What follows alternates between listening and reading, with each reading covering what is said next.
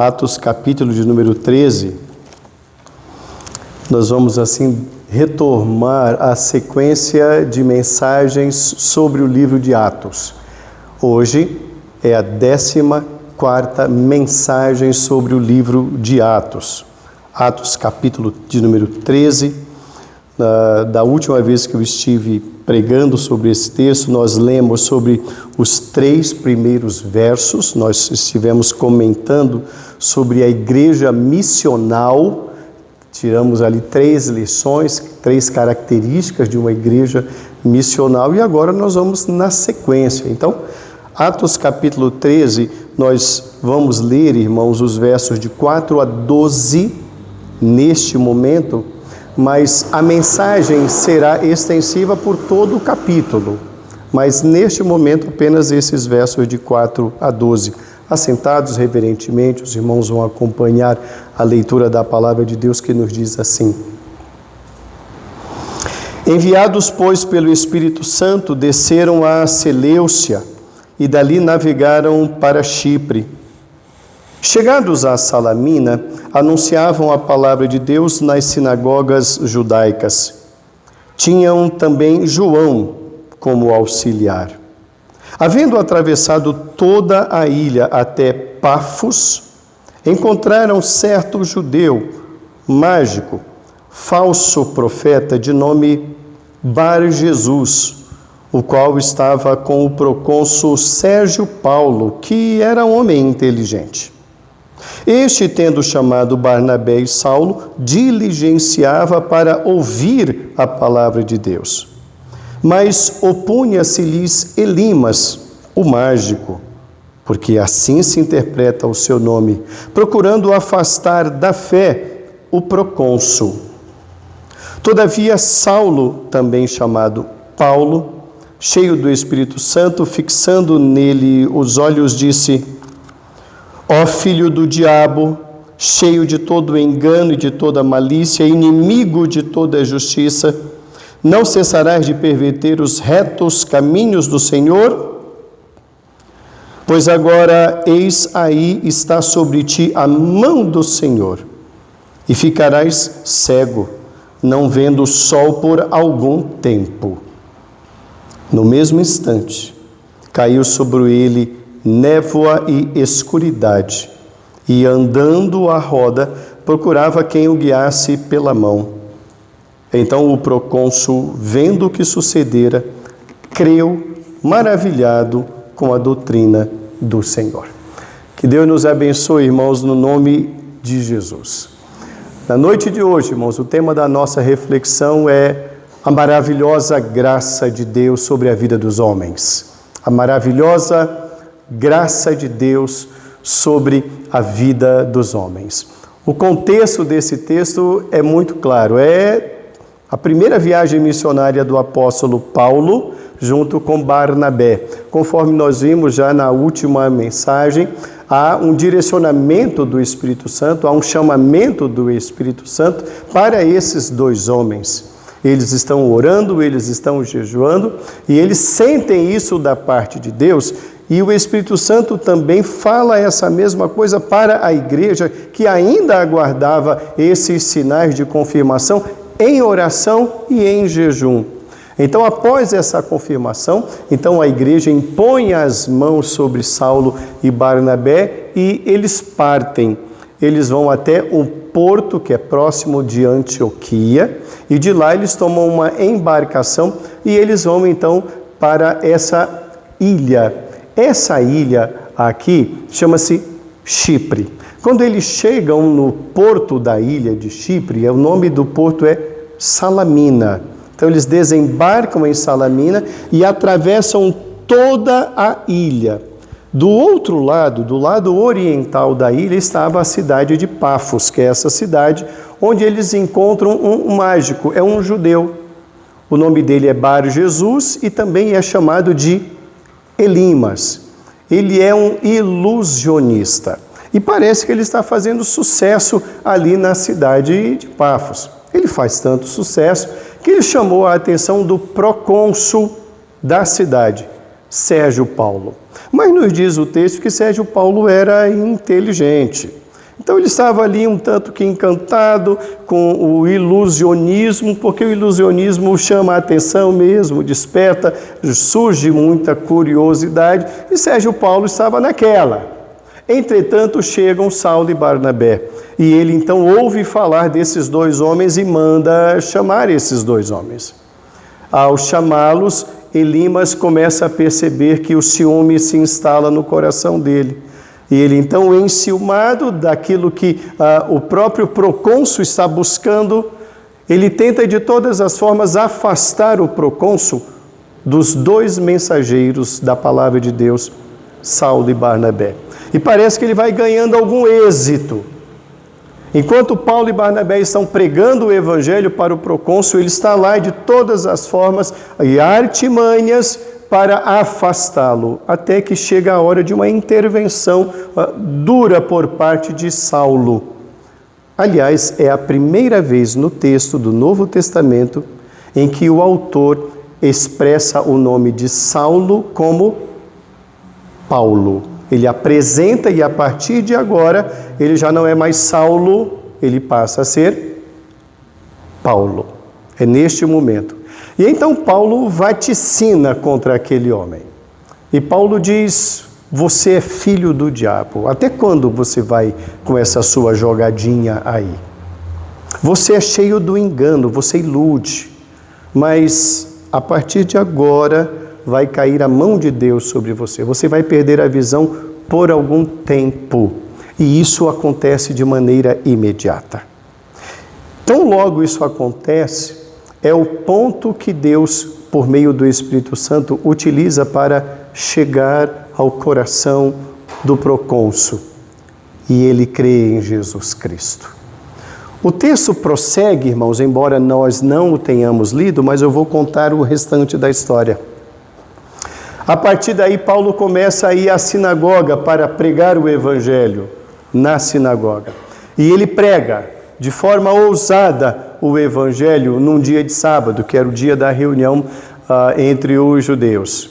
E o povo ouve aquela pregação da palavra de Deus e gosta tanto que os próprios líderes da sinagoga chamam Paulo para retornar no próximo sábado. E ele o faz. Ele fica aquela semana inteira ali em Pafos e no sábado seguinte, Paulo e Barnabé retornam para lá. Só que agora a situação já é diferente. Quando Paulo e Barnabé retornam no sábado seguinte, alguns judeus que não criam no evangelho de Jesus Cristo, eles começam então a fazer um outro tipo de levante. Muito provavelmente, dizem alguns comentaristas, incentivados por Elimas, o mágico, que perdeu cartaz com aquele episódio. Então, muito provavelmente, aqueles que estavam ganhando e lucrando com Elimas, começaram então a fazer um levante, dividindo o povo contra Saulo e contra Barnabé. Naquele momento, irmãos, Deus usa um novo momento na vida da igreja. A partir daquele momento, diante daquela recusa em que muitas pessoas creem e outras pessoas não creem, então o apóstolo Paulo, movido pelo Espírito Santo de Deus, diz aos judeus: bom, nós fomos comissionados para pregar o evangelho primeiro a vocês, mas não exclusivamente a vocês. A partir deste momento, nós vamos partir para os gentios. Então Deus usa este momento para ampliar a pregação do evangelho, que agora não é mais exclusividade para os judeus, mas agora vai alcançar outros povos. Não nos esqueçamos, gentio é todo o povo que não é judeu. Então agora o evangelho ganha a sua universalidade. O evangelho vai ser pregado para todos os povos. Quando os gentios que ali estavam ouviram isso, eles se encheram de alegria, nos diz o texto. E aí, lá no verso de número 48, diz um texto que nós vamos chegar até lá na pregação de hoje, que diz que os gentios, ouvindo isto, ficaram tomados de alegria e creram todos os que haviam sido designados para a vida eterna. Todos aqueles que haviam sido designados para a salvação creram. Daí a mensagem, a maravilhosa graça de Deus para com os seres humanos. Na noite de hoje, irmãos, com esse tema, nós queremos abordar dois aspectos sobre essa graça maravilhosa de Deus. E nós começamos, irmãos, falando uma definição que é básica, a definição do que é graça. A palavra graça, irmão, significa favor não merecido. Então, graça significa algo que Deus dá que o homem não merece. Nós vamos analisar esses dois aspectos, irmãos, como o Senhor nos alcança, como o Senhor alcança os seus eleitos, independentemente de onde eles se encontrem. A primeira lição que nós queremos analisar, irmãos, nesse texto, é que a graça de Deus alcança os seus eleitos sem qualquer tipo de impedimento, estejam eles onde estiverem. Primeira lição, a graça de Deus alcança os seus eleitos sem qualquer impedimento, independentemente de onde eles se encontrarem. Volte o seu olhar para os versos de 10 a 12. Os versos de 10 a 12 nos diz: ó filho do diabo, cheio de todo engano e de toda malícia, inimigo de toda justiça, não cessarás de perverter os retos caminhos do Senhor?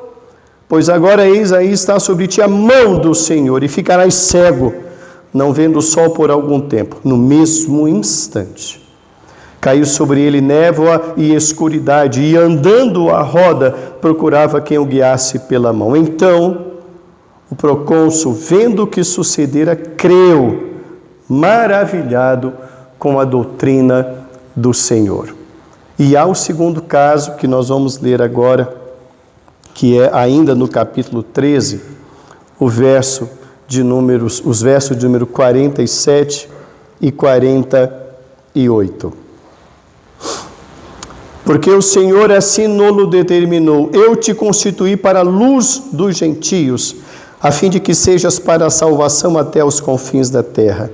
Os gentios, ouvindo isto, regozijavam-se e glorificavam a palavra do Senhor, e creram todos os que haviam sido destinados para a vida eterna. Esses dois casos nós queremos analisar nesse primeiro tópico sobre a graça de Deus, a maravilhosa graça de Deus nos alcançando. Nós vemos nesse relato, irmãos, alguns personagens. O primeiro personagem é o procônsul, que creu nesse primeiro momento em que o Senhor age na vida dele. E depois, algum tempo depois, uma semana depois, ele vai alcançar muitos e muitos gentios. Vamos analisar esses dois casos da revelação da graça de Deus. Nós estamos defendendo, irmãos, que a graça de Deus alcança os seus eleitos independentemente de onde eles se encontrarem, sem qualquer tipo de impedimento. Qual seria o primeiro impedimento no primeiro caso com o procônsul Sérgio Paulo? O ilusionismo e o engano.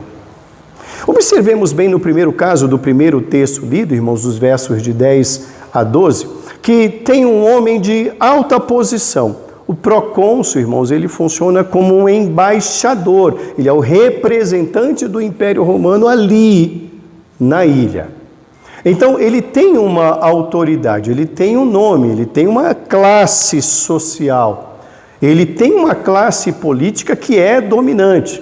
Então, ele é uma autoridade.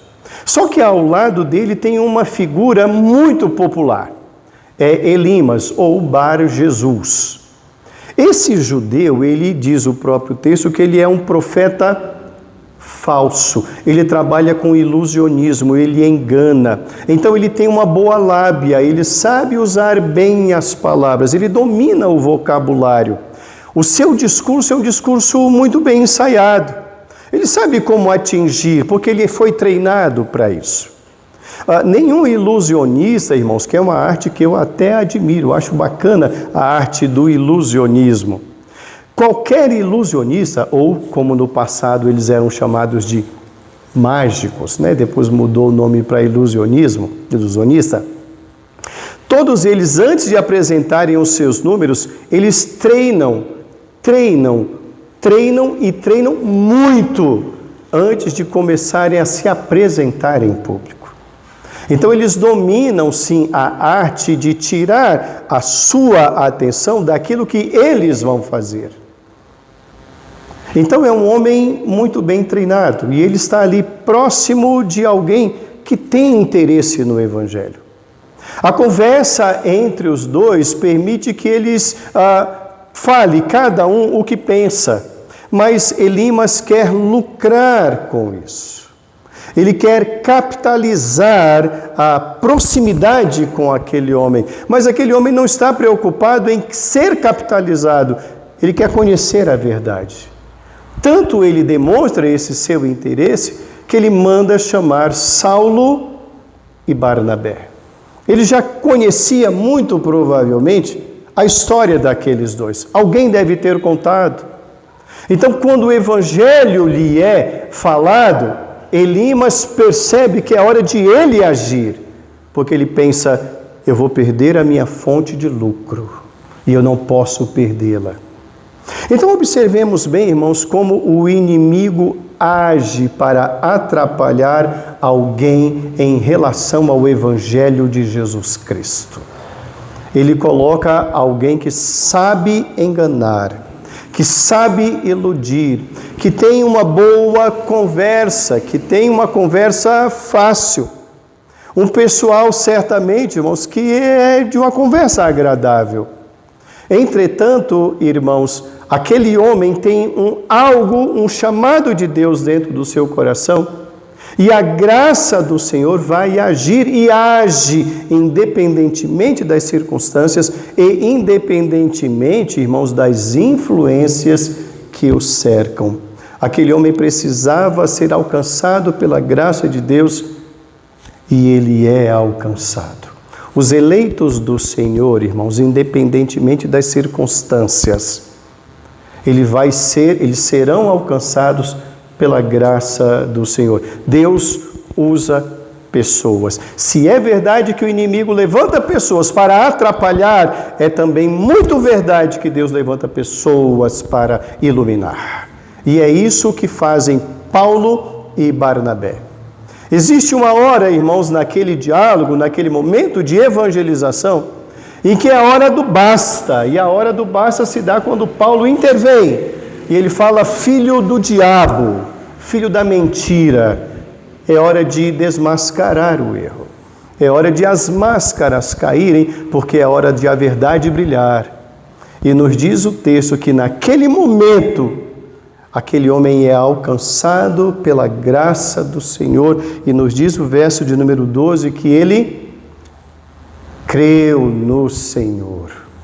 Irmãos, todos aqueles que são eleitos do Senhor serão alcançados pelo Senhor, independentemente das circunstâncias ou dos lugares onde eles se encontram. Esse é o primeiro episódio.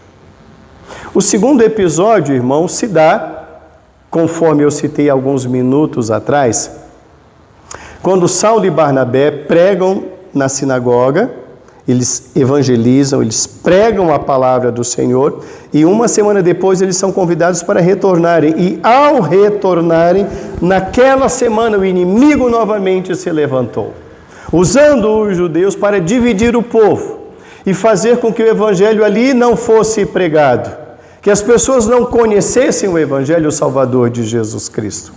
E eles conseguem fazer isso.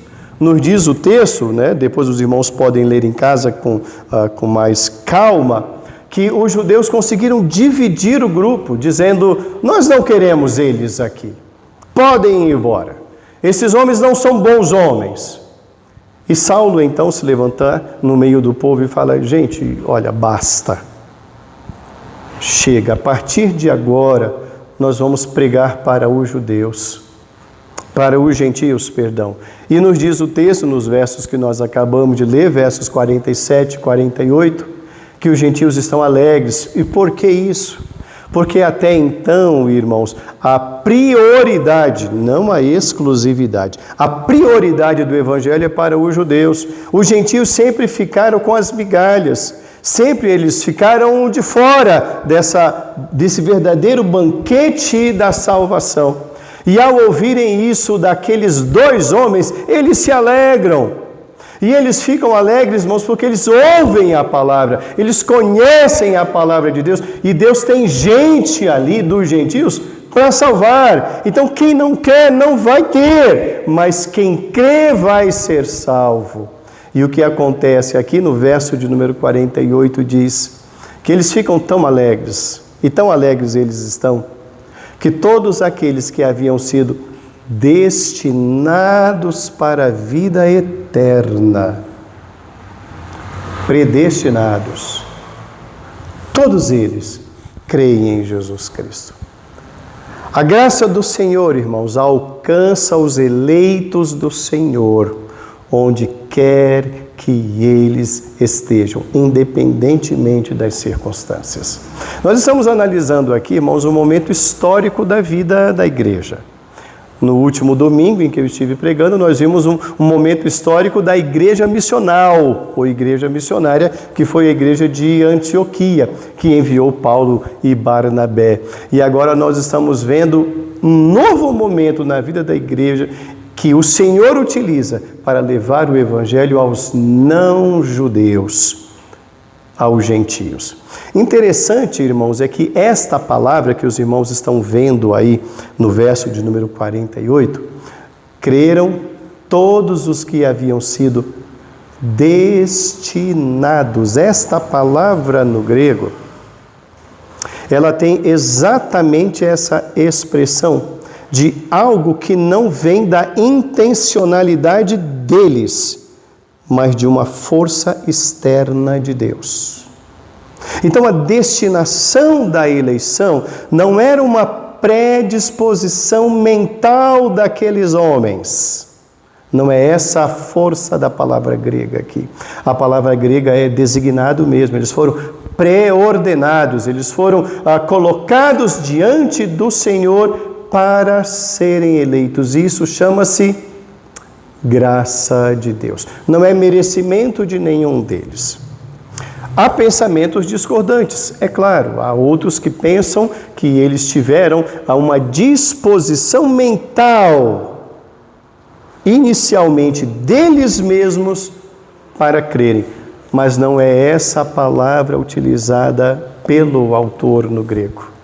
A palavra utilizada aqui, irmãos, é uma ordenação externa de Deus.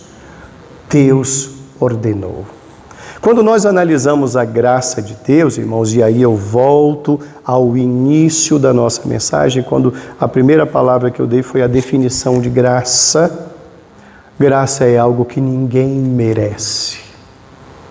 Deus não está salvando, irmãos, porque os homens são bons. Não, ninguém é bom. É porque Deus é bom. A graça de Deus é quem vai alcançar pessoas dentre os mais variados povos, dentre as mais variadas tribos, línguas, costumes e lugares. Quem eram os gentios diante dos judeus? Os judeus consideravam os gentios um povo menor, não merecedor. Eles, judeus, sim se julgavam superiores. Mas a graça de Deus, conforme nós estamos aprendendo nas Escrituras, não faz acepção de pessoas. Aqueles que foram ordenados por Deus para crerem, creram na graça do Senhor. E o Senhor salvou tanto o procônsul Sérgio Paulo, uma semana antes, quanto agora ele está derramando a sua graça sobre inúmeros gentios, todos eles destinados para a vida eterna.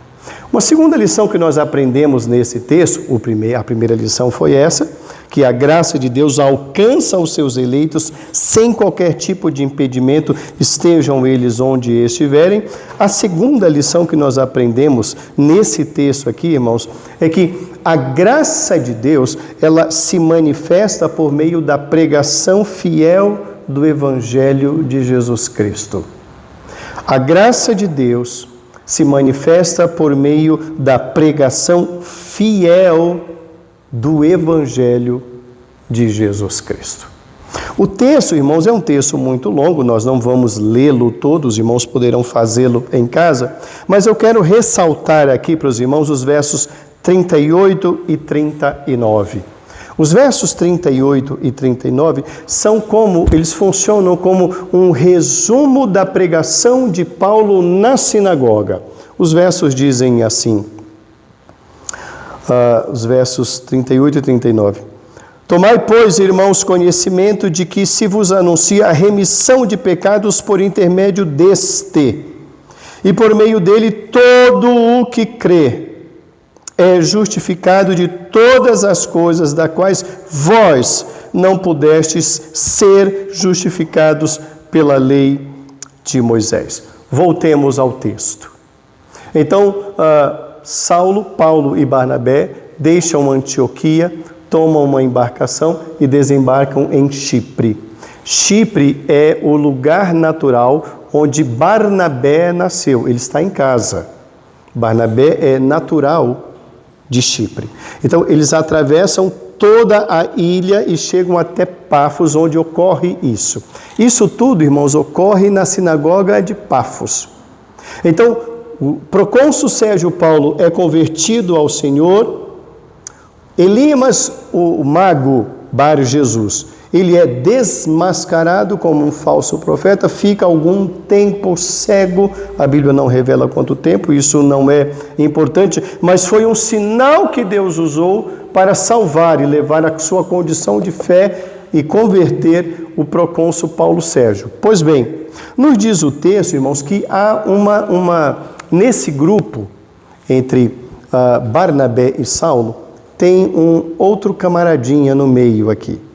Chama-se João Marcos. João Marcos, irmãos, originalmente, ele não foi chamado pelo Espírito Santo para estar nesse grupo que somente era a dupla Saulo e Barnabé, conforme nós já vimos lá no capítulo 13. No capítulo 13, o Espírito Santo diz: separai-me a Saulo e Barnabé. Mas no meio desse jogo todo, levaram João Marcos, filho de Maria. Esse João Marcos aqui, irmãos, que está nesse grupo, ele é o mesmo autor do Evangelho de Marcos. Ele está nesse grupo. Ele apenas faz a travessia, ele sai de Antioquia, atravessa até a ilha, atravessa toda a ilha, observa o que aconteceu com com o procônsul, mas dali ele abandona o grupo. A Bíblia não revela o que aconteceu entre eles, mas foi algo que Paulo não gostou. Mas João Marcos então retorna e deixa o grupo. Nesse texto, conforme nós estamos observando, Paulo vai pregar o Evangelho. E quando Paulo começa a pregar o Evangelho, irmãos, ele faz um histórico de quem é Jesus. Ele tem muita sabedoria, ele sabe sim como levar todo o assunto para convergir para a figura de Jesus.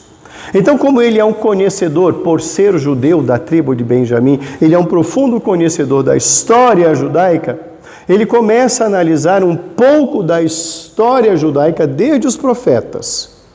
E ele vai apresentar Jesus como esse Messias prometido.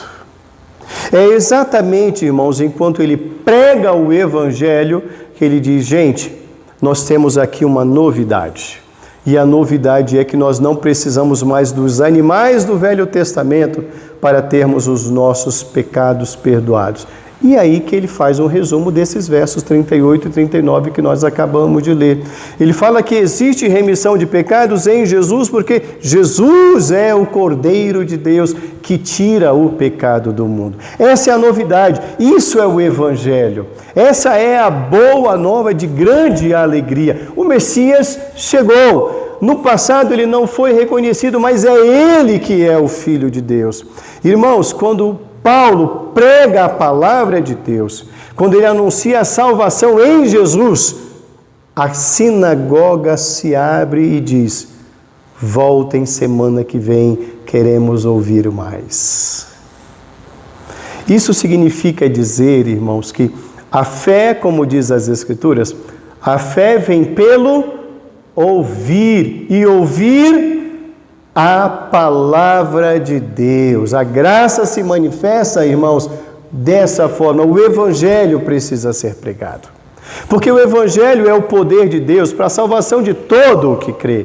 Por isso Paulo disse: eu não me envergonho do Evangelho, porque o Evangelho é ele quem quebra as barreiras do pecado, não é outra coisa. Não é a magia, não é o ilusionismo, não são as boas palavras, não são nada a não ser o Evangelho. Então o Evangelho precisa ser pregado, e é isso o que Paulo fala. Paulo na sinagoga, irmãos, ele não fala de lei, ele não fala de profetas, ele usa tudo isso para dizer: Jesus é o Cordeiro de Deus. Essa é a mensagem que o mundo precisa ouvir, a graça de Deus. Irmãos, é bem verdade que em muitos lugares que se diz evangélico, o evangelho mesmo não tem vez. Existem muitos púlpitos em que a palavra de Deus não é ensinada, ela não é lida, ela não é pregada. O povo não tem acesso, e quando tem, não se lê o evangelho genuíno. Portanto, como ouvirão se não há quem pregue? Essa é a grande pergunta. Então o Evangelho precisa ser pregado, porque a fé vem pelo ouvir, e ouvir a palavra de Deus. A palavra de Deus precisa ser pregada. É bem verdade também, irmãos, que muitos lugares não usam essa palavra, porque eles têm medo de que essa palavra liberte as pessoas. Isso é uma verdade vergonhosa, mas é uma verdade. E por que isso? Porque o Evangelho tem o poder. João 8,32 disse Jesus: e conhecereis a verdade, e a verdade vos libertará. Existem lugares em que não querem livrar os crentes, querem torná-los cativos cada vez mais. Por isso os judeus disseram: nós não queremos vocês aqui, sumam daqui. E aí Paulo diz: então vamos aos gentios. Observe muito bem, irmãos, que a graça de Deus, ela se revela ao mundo por meio da pregação fiel do Evangelho. Não é à toa que há muitos lugares, irmãos, onde o Evangelho não é pregado e as pessoas não creem em Jesus Cristo. Não é à toa em que muitos pastores se afadigam em evangelizar quem está dentro das igrejas. Por quê? Porque não conheceram o Evangelho pleno de Jesus Cristo. Mas o Evangelho é isso. O Evangelho precisa ser pregado, irmãos, com fidelidade. E aí nós vamos nos lembrar dos crentes da cidade de Bereia. Oportunamente nós falaremos sobre isso.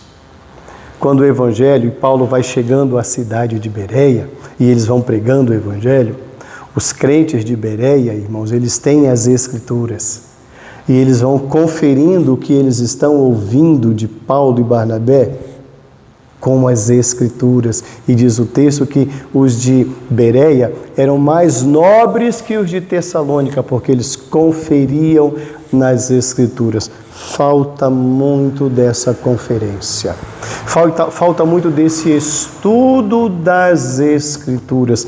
A graça de Deus se revela por meio da pregação fiel das Escrituras. Existem muitos lugares, irmãos, em que não há pregação fiel. Existem muitos lugares em que sequer há pregação.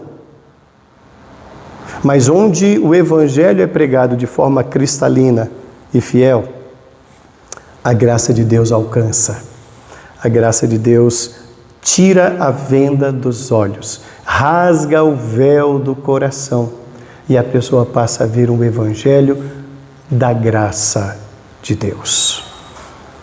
Concluindo a nossa reflexão na noite de hoje, irmãos, a maravilhosa graça de Deus. A maravilhosa graça de Deus, irmãos, alcança cada um dos eleitos. Nenhum eleito será deixado de fora. Nenhum eleito ficará para trás.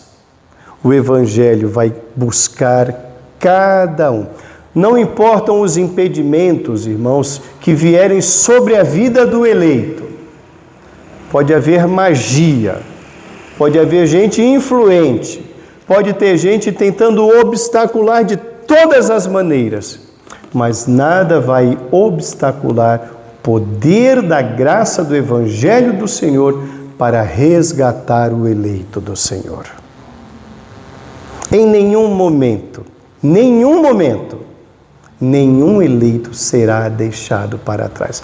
A graça do Senhor vai alcançar. O que tão somente é necessário ser feito, irmãos, é como nós aprendemos aqui com Paulo, é a pregação fiel das Escrituras. O mundo precisa dessa palavra. Essa palavra está com a Igreja de Cristo. Essa palavra, irmãos, não está com nenhuma outra instituição humana. A ONU não tem essa palavra. O entretenimento não tem essa palavra. Teatro não tem essa palavra. Essa palavra está com a Igreja de Jesus Cristo. Então, a Igreja de Jesus Cristo precisa anunciar de maneira fiel as Escrituras, porque a graça de Deus se manifesta dessa maneira. O Espírito de Deus transforma esses corações dos eleitos por meio da pregação fiel. Irmãos, que alegria que nós hoje podemos desfrutar de ouvir a palavra fiel de Deus. Temos muitos pregadores, muitos lugares onde a palavra de Deus é pregada de maneira fiel, onde de fato as pessoas têm acesso às Escrituras e têm o prazer de desfolhá-las, de lê-las, capítulo por capítulo, livro por livro, verso por verso, para descobrir a graça de Deus, esse tesouro inenarrável, maravilhoso, que vai nos levar de volta à casa do Pai. Que privilégio é esse! Devemos, irmãos, sim, privilegiar momentos e lugares assim. Devemos sim, irmãos, porque por meio dessas pregações fiéis, dessas exposições fiéis do Evangelho, a graça de Deus vai nos alcançando. Ela vai trabalhando nos nossos corações e vai tirando o véu dos nossos olhos, vai rasgando o nosso coração e, conforme disse Paulo, por meio de Cristo, Ele vai nos purificando de todos os pecados. Louvemos a Deus, irmãos, pela sua graça que um dia se manifestou a nós. Nunca entenda que isso é um mérito, porque não é mérito. Graça é algo não merecido. É motivo da nossa gratidão, irmãos. É motivo de agradecermos a Deus constantemente no café, no almoço e na janta. Porque aprove ao Senhor revelar o seu Filho a cada um de nós. Abracemos sim, irmãos, com amor, as doutrinas da graça. Abracemos sim, irmãos, com muito amor, essa graça do Senhor. Porque pela graça sois salvos, mediante a fé. Que Deus nos abençoe em nome de Jesus. Amém.